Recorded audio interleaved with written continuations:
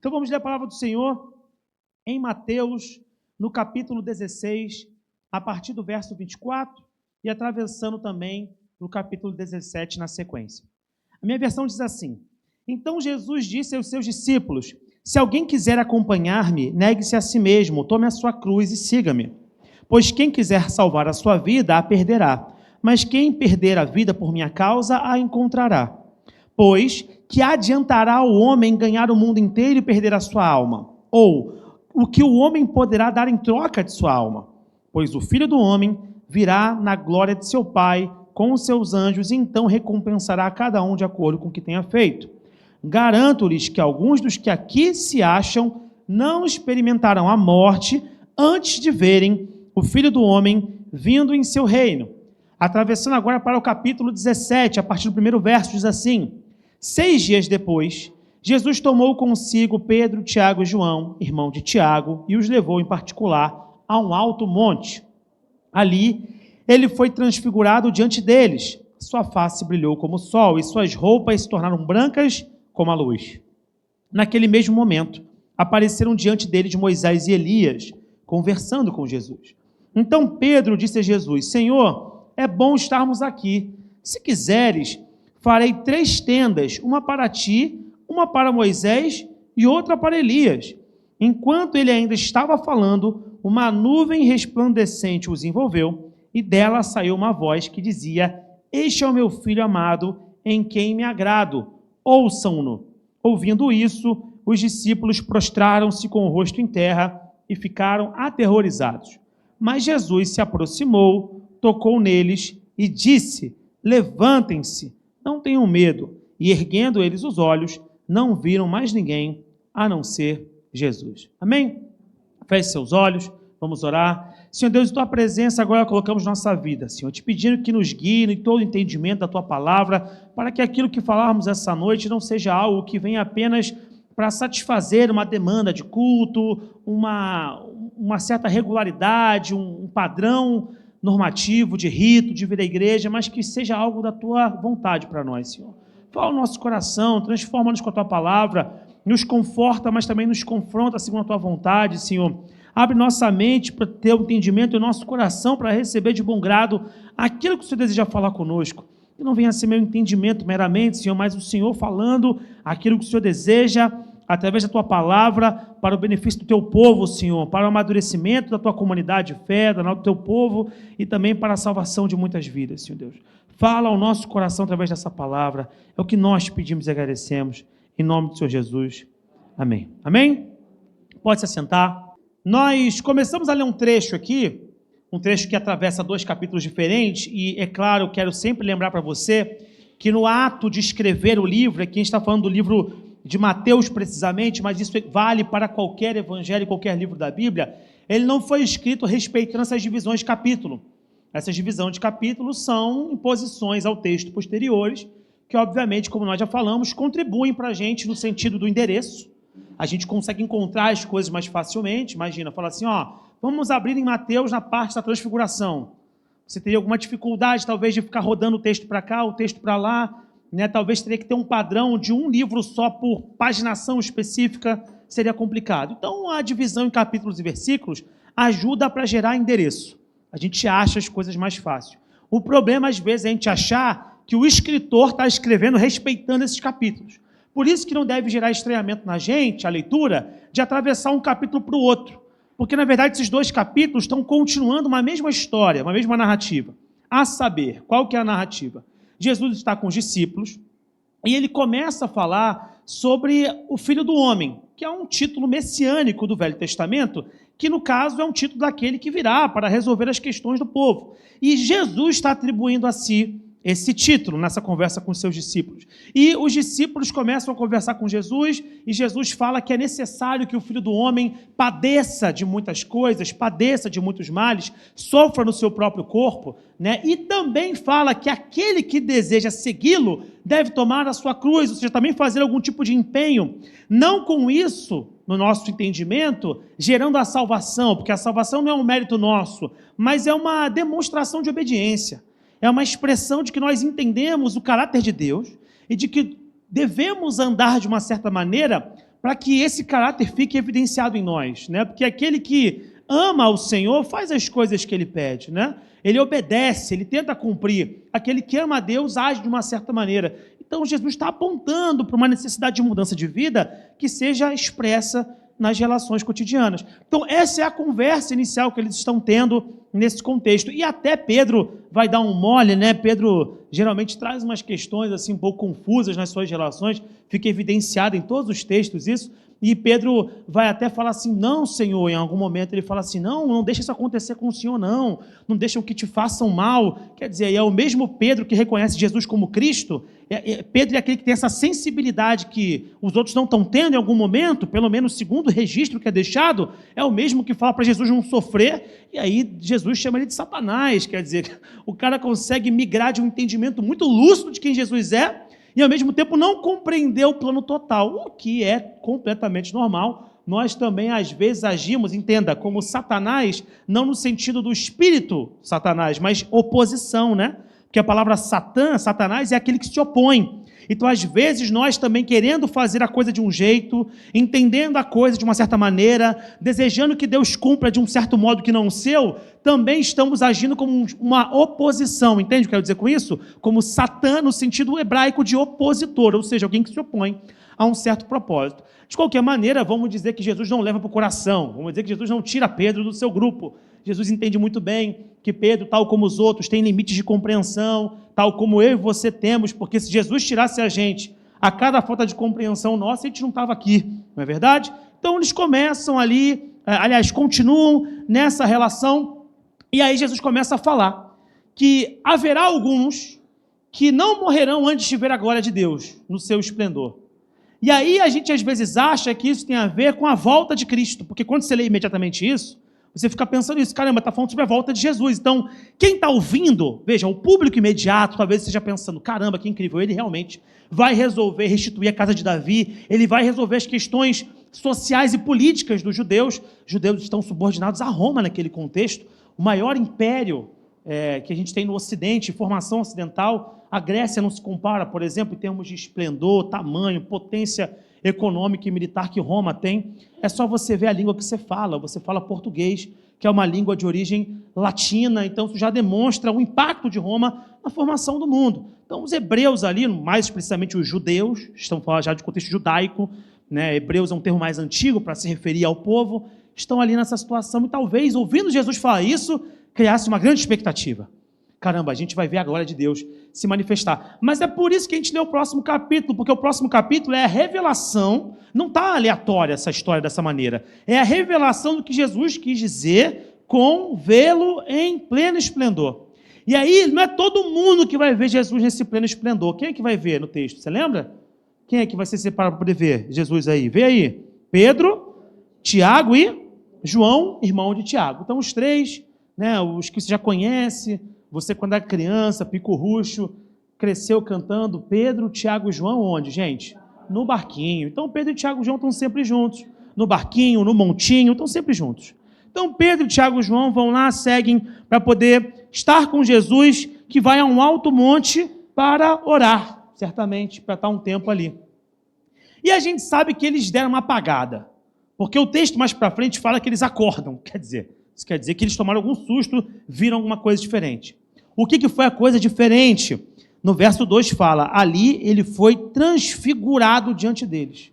Então Jesus deu uma indicação da sua glória para aqueles mais próximos. É como se ele estivesse mostrando assim, vocês conhecem uma face humana minha, vocês conhecem uma dimensão da minha deidade, mas agora vocês vão ver a glória que eu tenho com o Pai antes de tudo. Então eles tiveram um vislumbre da glória de Deus, isso que aconteceu, um vislumbre, grande oportunidade, uma coisa que acho que todo mundo sonha talvez é ver um vislumbre, né, um espacinho, uma brecha, uma manifestação da glória de Deus. Imagine o privilégio de ver o próprio Deus encarnado, o Filho encarnado, fazendo isso, né? Em Jesus era um só sujeito, né? Mas ele é 100% homem, 100% Deus, sem confusão, as duas naturezas atingindo a mesma pessoa. Você entende isso? A pessoa de Jesus é como se fosse abastecida pela natureza divina e natureza humana, sem confusão, Jesus não é um misto de Deus e homem, não, sem confusão. Ele é 100% homem, 100% Deus, e é como se esse fronte, a pessoa dele, operasse com esses dois sistemas operacionais ao mesmo tempo, sem confusão. E ele sabe que ele é homem, ele sabe que ele é Deus. Como você entende isso, Igor? Eu não entendo. A gente crê, porque é assim que a compreensão cristã se faz, cristológica se faz. A gente entende esse conceito como união hipostática. Então, em Cristo havia toda a manifestação da glória de Deus, ele não era menos homem. Ele não era menos homem que a gente, então ele sofria, padecia, mas eles puderam ver uma faceta da glória de Deus. E eu fico imaginando que isso aqui deve ter sido incrível, e houve já uma série de tentativas de reproduzir isso nas artes, né? Tem um pintor muito bacana, eu gosto bastante, chamado Rafael Sanzio, e aqui, apenas por curiosidade, ele é um dos tartarugas ninjas, não sei se você sabe disso, né? Quais são os 4 tartarugas ninjas, você sabe? Michelangelo, Rafael, Leonardo e Donatello, os 4 são pintores renascentistas, não sei se você sabe disso.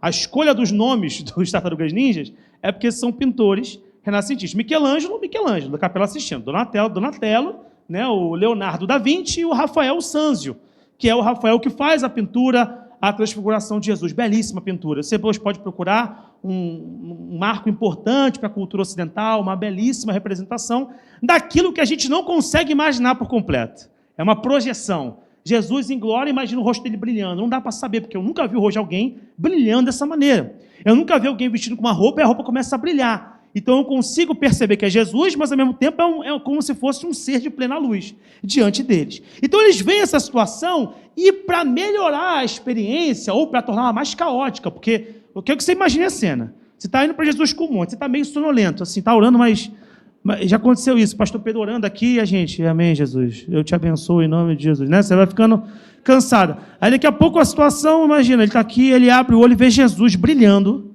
e vê no lado Moisés e Elias. Meu Deus do céu. Essa é a cena. É esse o quadro. Por que Moisés e Elias? Tem algum motivo para isso? Claro que tem algum motivo para isso. Moisés, ele representa o quê? A lei. Moisés é a representação da lei. E Elias? Dos profetas. Ele é o símbolo do profetismo. Inclusive, dos profetas, é o profeta que não conheceu a morte. Por isso o tamanho da importância de Elias. Elias não é igual aos outros. Elias é uma outra coisa. Tanto é que as pessoas olhavam para João Batista e imaginavam que ele é um tipo de Elias. Você entende isso? Ou seja, ele representa um Elias para aquele templo do judaísmo do segundo templo. Quer dizer, João Batista é esse cara, né? João Batista é Elias. E Jesus confirma isso. Inclusive, nessa conversa, Jesus fala, Elias já veio. Está aí Elias, e eles o rejeitaram, que é João Batista. Isso não é uma indicação de reencarnação? Porque o próprio Elias aparece, então não seria Elias e João Batista ao mesmo tempo. É indicação tipológica, você entende isso? João Batista é um tipo de Elias, ele representa Elias por um certo tempo. Então o Elias naquele tempo estava lá. Mas Jesus, e é por isso que ele aparece naquela situação com os outros, é maior ou melhor, ele é a culminância da lei e dos profetas. A lei e os profetas se resumem em Cristo. Quer cumprir a lei? Siga Cristo. Quer seguir o que os profetas falam? Siga a Cristo. Cristo é a solução de todas as coisas. Tudo que a lei apontava era para o sacrifício de Cristo. Tudo que os profetas almejavam e que projetavam messianicamente é conformado, é forjado na figura de Jesus. E eles estão vendo essa cena. E aqui começa a chegar o ponto, que é o ponto central do texto para mim, porque o resto eu estou explicando o contexto para os irmãos entenderem. Mas aí vem a cena que Pedro, de novo, sempre Pedrão, né? Pastor Pedro é um negócio, né? É isso. Pedrão chega assim, disse a Jesus, Senhor, ele não sabe o que fazer, gente. Você entende isso? Ele não tem ideia do que está acontecendo. Ele do nada vê Moisés, Elias e Jesus, e a gente não tem uma explicação de como acontece isso. Tem teólogo que defende tudo, né? Tem teólogo que fala que Moisés estava no monte e viveu essa experiência, sabe, como se fosse uma quebra no espaço-tempo. Elias também, Jesus. Tem explicação para isso na Bíblia? A Bíblia não explica como isso aconteceu. Se foi uma imagem, sabe, uma visão espiritual, se foi Deus dando uma concessão para esse espírito estar ali, a gente não tem ideia. Se Moisés estava no monte, do nada Moisés viu Jesus, a gente não sabe, a gente só sabe que aconteceu, que está registrado nos 3 evangelhos sinóticos. Em João está registrada essa situação, amém? E aí Pedro, nessa situação, ele fala, Senhor, é bom estarmos aqui, se quiseres, farei 3 tendas, uma para ti, uma para Moisés e outra para Elias. Tipo assim, está tão bom aqui, que é tão diferente que se o senhor quiser ficar com eles, a gente faz uma tenda e você fica aqui, Senhor.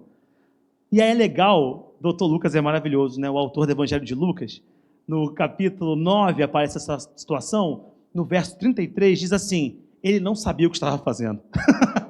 Lucas comenta isso, acaba o trecho, ele fala, abre parênteses, Lucas falando, ele não sabia o que estava dizendo, como quem diz assim, Pedro estava totoquinha, não tinha ideia. E eu fico imaginando, eu lendo o texto, que depois eles deviam rir muito disso. Eu fazendo minha reflexão pessoal, imagino tempos depois, cara, tu lembra quando Pedro falou que Jesus tinha que morar numa tenda com Moisés e Elias? Cara, tá de brincadeira, Pedro, tu não tinha entendido nada. Imagina a situação. Porque no momento isso não transcorreu, a informação foi mantida, mas depois isso foi revelado para os demais. E aí eles devem ter rido demais, porque é assim, né? É amigo, é discípulo de Jesus, mas você acha que os amigos uns zoam uns aos outros? É só você ver os rapazes aqui, a gente sempre se zoa. Na hora de estar junto, daqui a pouco você zoa aí, na moral, tu deu muito mole, é normal. Mas o que é interessante é que Pedro, apesar desse ato, sei lá, meio, não é inconsequente, mas inexplicável, sabe? Porque eufórico, entusiasmado, tem uma coisa interessante em Pedro aqui. Ele valorizou a presença. Ele valorizou aquela presença. Ele talvez não soube administrá-la, mas ele valorizou aquele momento. Ele valorizou a presença, ele valorizou o noivo. E esse é o tema da mensagem. Que é importante valorizar o noivo. Às vezes a gente está vendo a glória de Deus na frente da gente. A gente não está valorizando o noivo. Tudo bem, ele valorizou de um modo curioso, ele não soube administrar isso naquele momento. Mas o sentimento de Pedro eu acho interessante. Esse sentimento vale ser explorado. Porque Pedro estava preocupado, em alguma maneira, em preservar aquela presença, sabe? Preservar aquele momento de um modo inusitado, sim, mas aquela manifestação para ele, aquele vislumbre da glória, mexeu com ele de um modo muito poderoso. Uma situação cômica, sim, mas que nos ensina sobre a necessidade de valorizar a presença. E aí, nesse caso, valorizar a presença passa por valorizar a Jesus e a sua glória, as duas coisas. Jesus e o seu poder, Jesus e a sua autoridade. Não um Jesus morto, não um Jesus não glorioso, não, um Jesus de glória. Porque esse mesmo Jesus glorificado é o Jesus que hoje está à destra do Pai. Ele está dessa maneira, de modo perene, à destra do Pai, uma vez que já cumpriu todo o seu propósito aqui conosco na terra. Já nos ensinou como agir e já morreu pelos nossos pecados. A valorização da presença faz com que o alvo dos nossos olhares e afeições sejam justamente Ele. É até aquela canção que está fazendo muito sucesso, né, que fala que é Ele, por Ele que eu estou gastando a minha vida. Quer dizer, uma afeição, é um cuidado, é uma tentativa esperançosa de olhar para Ele com essa afeição. E aí, quando a gente comenta sobre valorizar a Deus, a gente presume, é uma presunção que nós temos, que pessoas que se reúnem numa igreja, como nós estamos fazendo agora, e como muitas outras pessoas estão fazendo nesse momento, Brasil afora e pelo mundo também, né, que essas pessoas que se reúnem, elas não apenas entendem, como elas também praticam essa valorização. Contudo, isso não necessariamente é verdade. Estar na igreja não é a mesma coisa que valorizar Ele. Não é a mesma coisa. Não estou querendo diminuir a importância da igreja. Se assim o fizesse, novamente, seria tolo, estaria perdendo tempo dos irmãos, o meu tempo, gastando recursos para a manutenção desse espaço, né, da disponibilidade do online. Não estou dizendo que isso aqui não tenha valor. Eu só estou dizendo que valorizar a Cristo não é o mesmo que ter uma interação institucional com a igreja. Não é a mesma coisa. A valorização é amar a Jesus. E às vezes nós estamos distraídos com coisas que embora dialoguem com Jesus, ou dialoguem com o amor a Jesus, não são Jesus exatamente. E aí eu dou um exemplo, que existe um fenômeno atual, muito presente do nosso tempo, embora não necessariamente restrito ao presente, ok? Isso pode ser encontrado em outros momentos, mas me parece especialmente notório, presente no atual cenário, de valorizar as experiências sensoriais geradas no templo, além dos serviços e comodidades do templo, em detrimento ao próprio Deus. Então estamos valorizando sentir coisas na igreja. Eu vou para a igreja porque eu tenho que sentir uma emoção diferente. E é claro que a unção gera emoção, mas emoção não é geradora de unção. Não é porque você está emotivo é que você está recebendo uma unção para estar com Cristo. Não é porque você está emotivo é que a presença de Deus se faz de fato verdadeira na sua vida. Porque canções com certos acordes, palavras certas, dizer frases de efeito, geram em você emoções. O Djavan consegue fazer isso, não precisa de mim. O Djavan faz isso até melhor do que eu.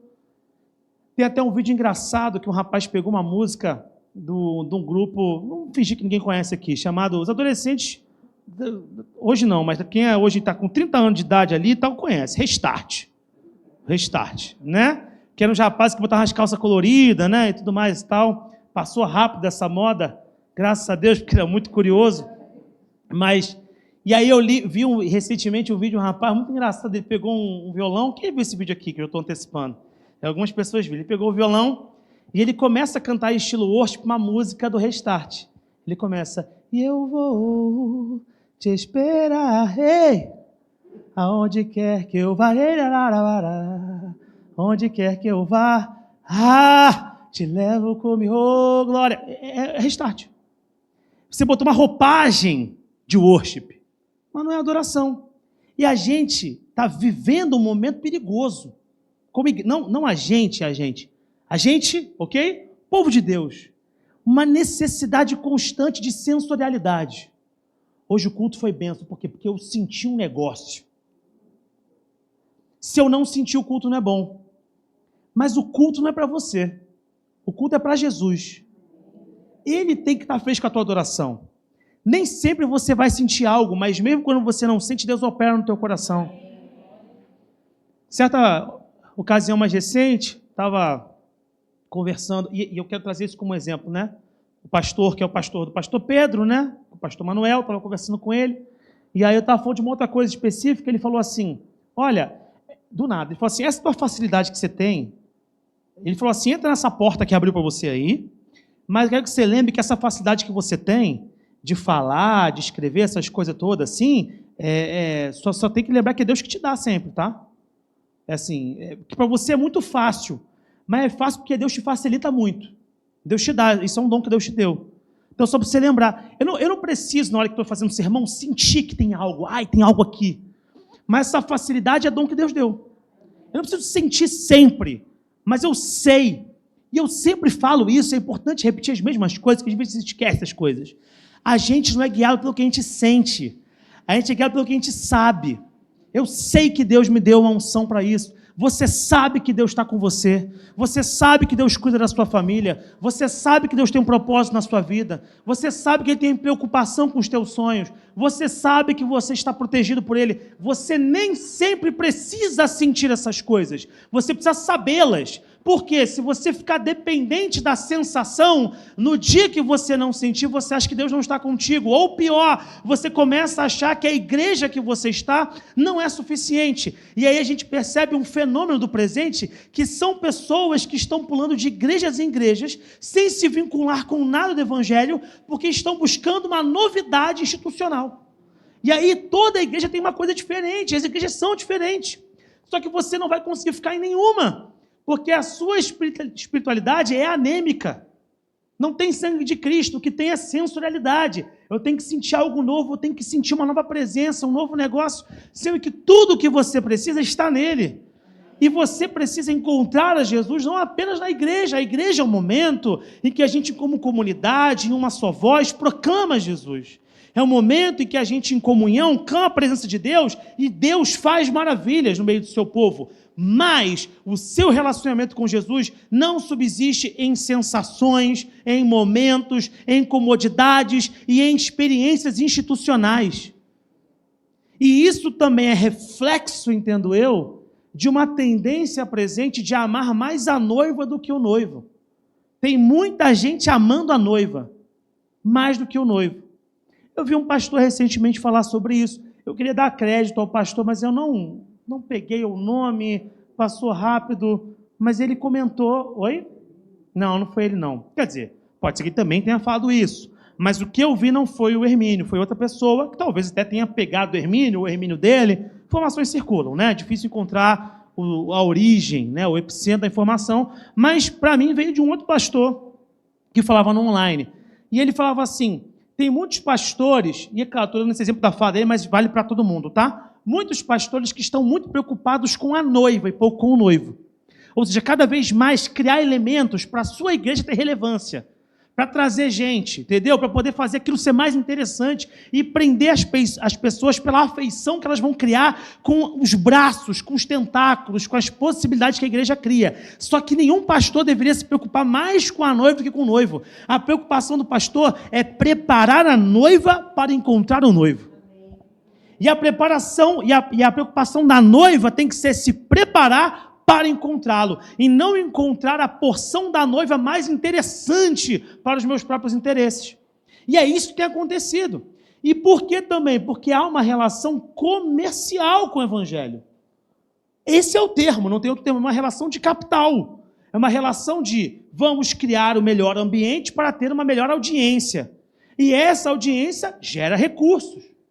E aí a gente está falando de pessoas que falam assim, mas esses pastores estão se aproveitando, porque tem público que paga para isso. Só existe malandro porque tem um mané. Tem muita gente se aproveitando da falta de compreensão do povo de Deus. Mas cabe ao povo de Deus entender que o véu foi rasgado. Você pode encontrar Jesus na sua casa. E nós falamos aqui porque nós não temos medo disso. A Nova Jerusalém não é a única igreja onde Jesus se faz presente. Há muitas igrejas, há muita gente séria pregando o evangelho.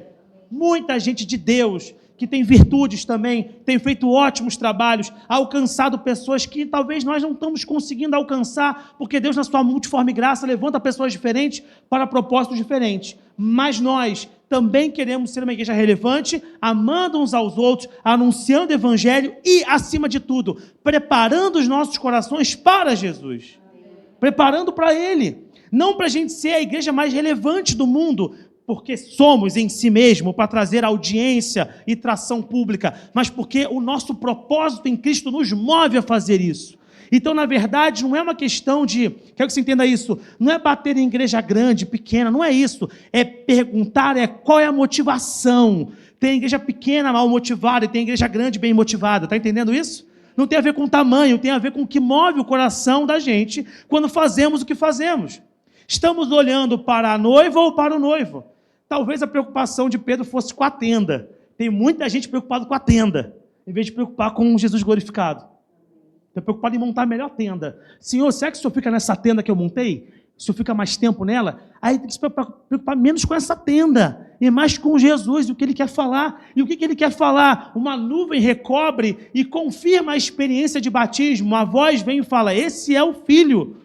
É Ele, é para Ele que vocês devem olhar, é com Ele que vocês devem caminhar. E é isso que nós devemos fazer. Não porque nós somos a única igreja excepcional, aquela que detém uma revelação ímpar. Não, porque nós queremos ser bíblicos, porque nós devemos amar a Jesus e porque a nossa vida deve expressar essa verdade.